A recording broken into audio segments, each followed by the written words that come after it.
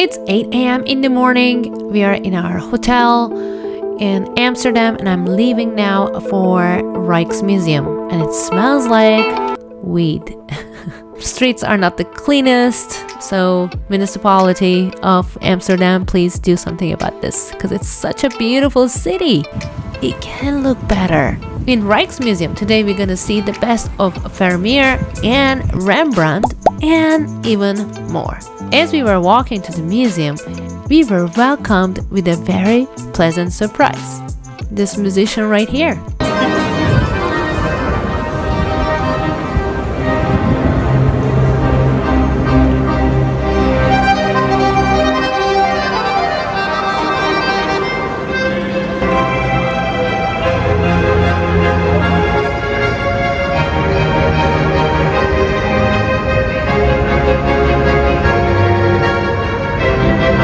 In the exit of this museum, you can see this very nice cafe, and I really like the decor and the architecture in this museum.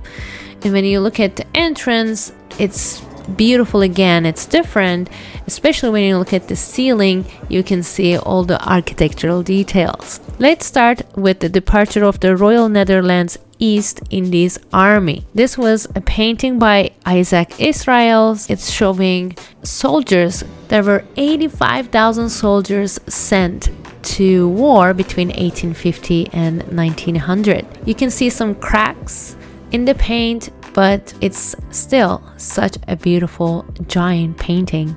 This one also, the forest scene is breathtaking with all these light effects.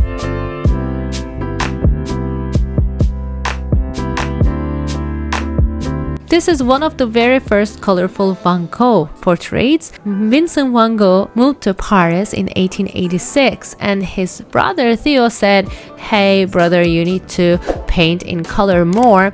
So he started experimenting and started painting in color, and he was doing so many self-portraits by then because he didn't want to pay to models. He didn't have a penny. Also, you see Emily Bernard's self-portrait, and this shows a style called synthesism or collisionism. It features simple, clearly delineated shapes and limited range of colors. Emily Bernard, Van Gogh, and Paul Gauguin, they were really close friends. Besides the paintings, you can see some artifacts from the past. And this teapot is very similar to Turkish ones that we use in my country.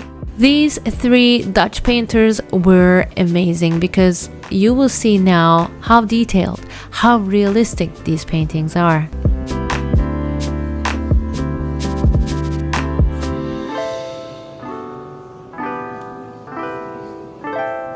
Wow, look at those details.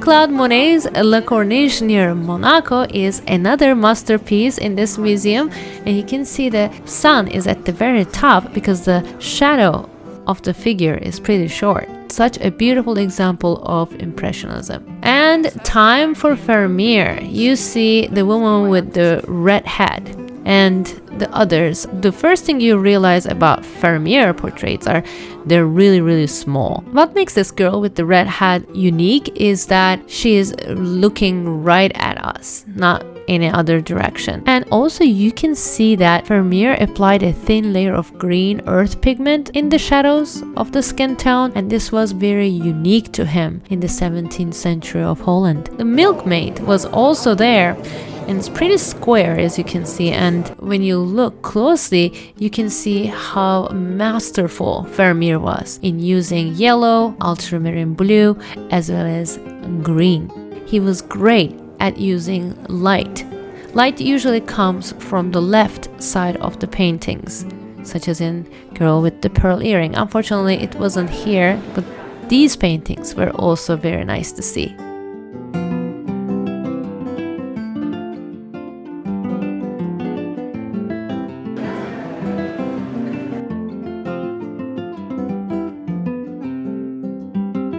Simone and Perrault has a very sad story. So apparently Simone was sentenced to death by starvation, and every day his daughter would come to visit him, and she would breastfeed him. This was how he was able to survive. Rembrandt's section was also very crowded, as you can guess, and the paintings were really, really big. Rembrandt worked really big. This is the first and also the last self-portrait in which he depicted himself as one of the saints, Saint Paul.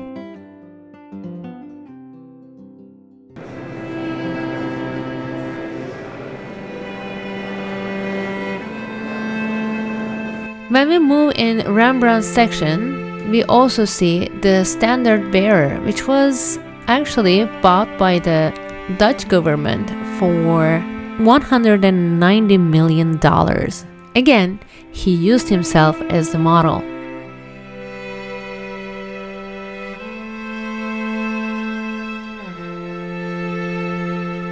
The Night Watchers is one of the most famous Rembrandt paintings, and it's huge, as you can see, and this big 3D printer looking machine is actually there to protect it.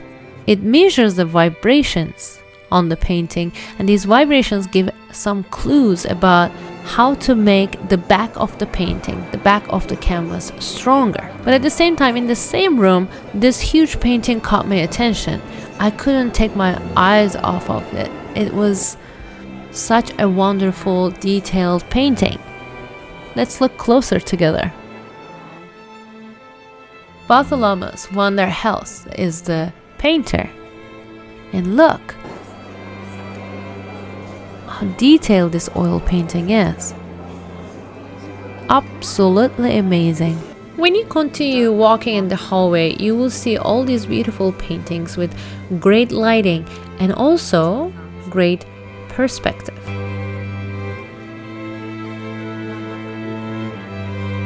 Look at the perspective here and the play of the light. So smart.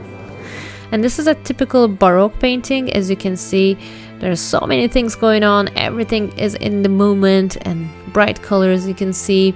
And the second type of Baroque paintings that we see, as you remember, are made of color range that are usually shades of brown and yellow, such as what we see in Rembrandt portraits. Caravaggioism and also Mannerism is what we see during these years.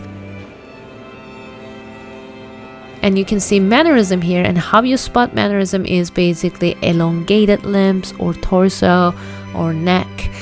And here you can see that clearly.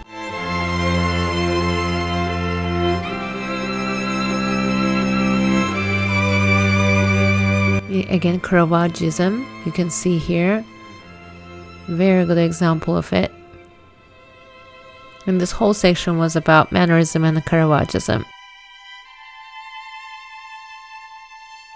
Another Mannerism example. This tapestry, guys, look. I'm going backwards and you're gonna see how big this tapestry is. And look at the dog figures. Those breeds don't exist anymore.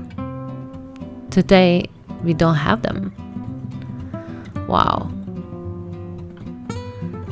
Such a neat piece.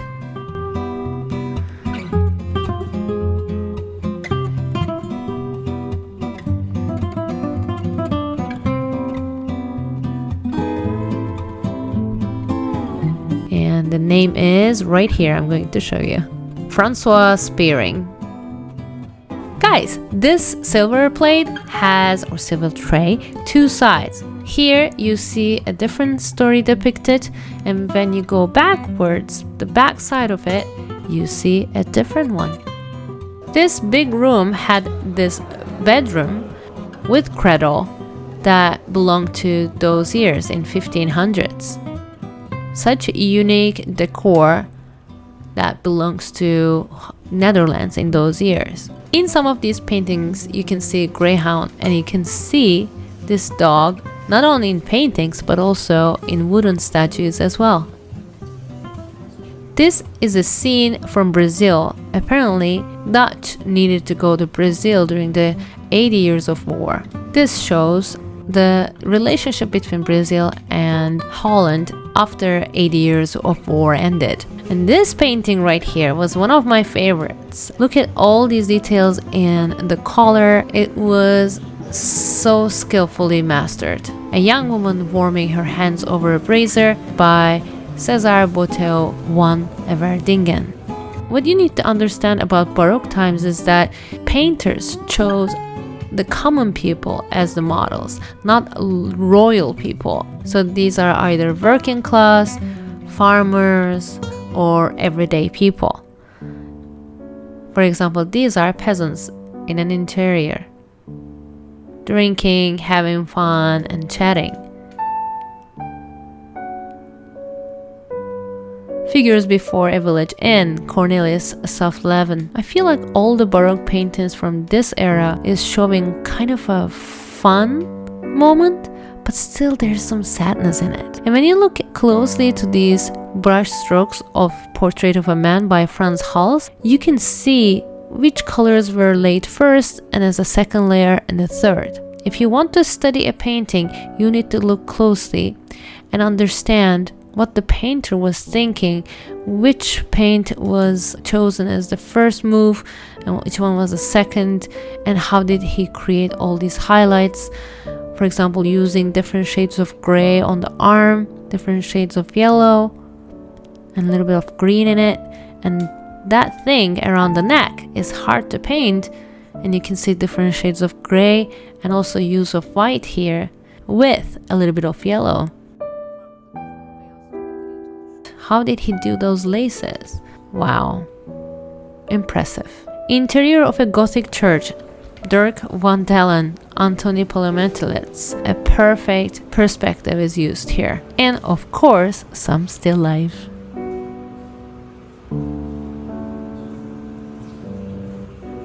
And if you're in Holland, you need to check out some pottery art too.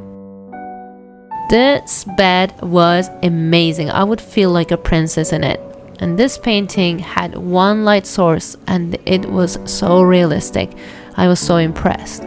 And this baby doll house was a little bit freaky, I'm not gonna lie. You know, Halloween is coming, so I felt like I was in a horror movie or something. But whoever made this was really skillful. And you can see old Holland houses in these doll houses. You can see how a room was made, what a bedroom looked like, what a bathroom looked like, and it takes you back to those years. Even the paintings on the walls, even the wallpapers, oh my goodness. Was that a backgammon? I think it was a backgammon.